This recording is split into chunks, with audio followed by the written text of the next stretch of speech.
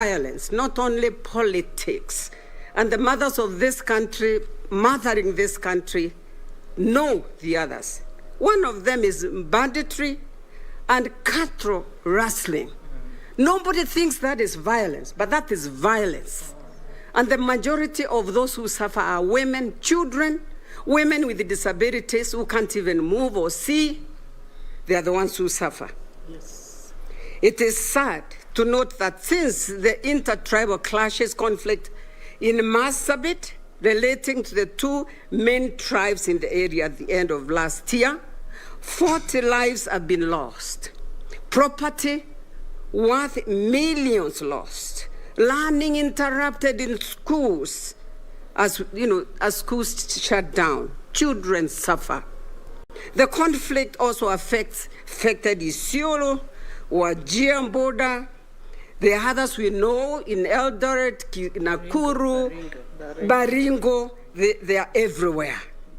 People have died. People have been displaced. Properties have been destroyed. This is violence. I want to ask you today, the women of this country are asking you today, members of the press, to carry this question. Who instigates these incidences of violence?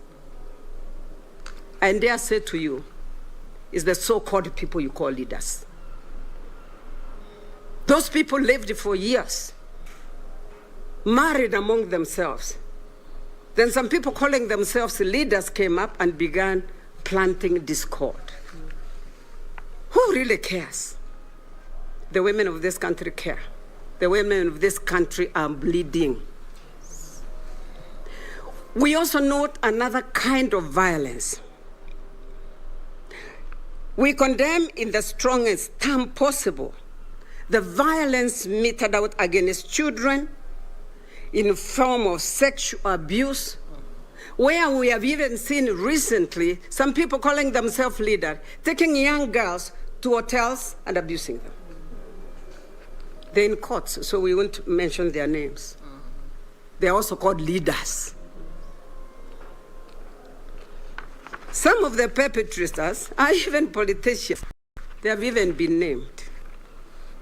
As well as recently, in the press, they have carried stories of very young children, including my own grandchild, murdered, abducted and murdered in the most dishonorable way, stabbings, including 2 days ago.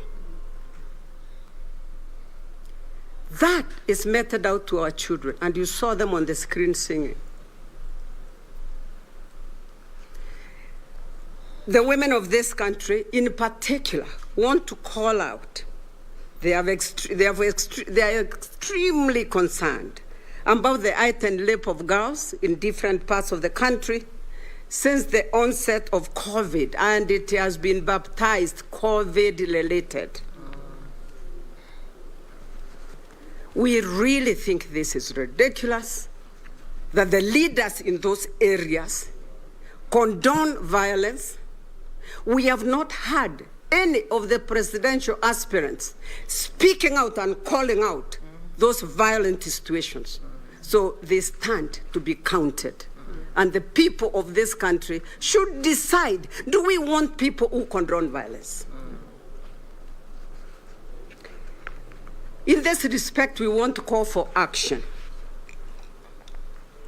In this respect, we call on all law enforcing agencies, and before I even call for law enforcing agencies, we are calling for safe spaces for women, women with disabilities, and girls. We have no safe spaces in this country, and we want them. We are demanding for them. We call on all law enforcing agencies, including the National Police Service and the Directorate of Criminal Investigations and other security operators, to implement the law to the word, without exceptions. We also urge all politicians to engage in peaceful campaigns. We are demanding, we are not even urging them, we are demanding peaceful campaigns in this country. And to deal, let them not come and say sorry to us once it has happened. Because they're the ones who are giving the money. They give the money, 200 shillings to a youth. That youth goes and drinks, comes home and causes mayhem. Peace begins with you. And today, that is the message of this press conference. Peace begins with me. As God-fearing country, we implore the religious institutions to continue playing an important role in entrenching norms and values. We urge the faith-based institutions to continue condemning. We have seen, we saw the provost of All Saints, Wanaina. He was one of the first ones to condemn this.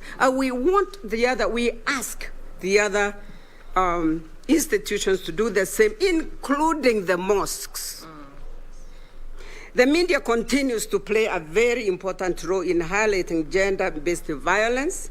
We urge them to avoid reporting in a manner that glorifies violence. What I see and discuss in KTN, in Citizen every morning, is glorifying peace and showing how important it is the people who have committed these crimes and getting off with it. We really ought to change that narrative. We respect the members of the press. They have been our friends. They have been the friends of women in fighting injustice in this country. But we really think that you should continue to do it in a gender-specific way. As members of the Fourth Estate, therefore, we urge you to be relentless in the efforts for reporting gender-based atrocities. The community is very important in really maintaining peace.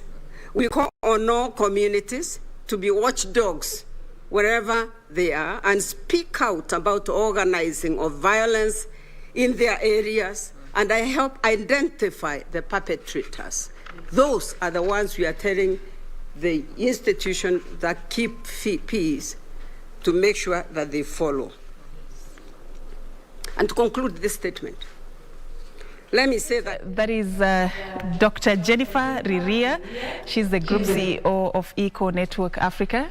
Just what you've seen on your screens there is a representation of women leaders addressing quite a number of issues that they term as challenges facing women in this political season. And also pivotal in that forum is the plight of persons with disabilities and how they say that women bear the biggest brunt when it comes to some of the issues that come when it comes to the campaign trail in this country. That forum is still underway, and we'll be giving you more details about some of the issues being raised by women leaders in our subsequent news bulletins.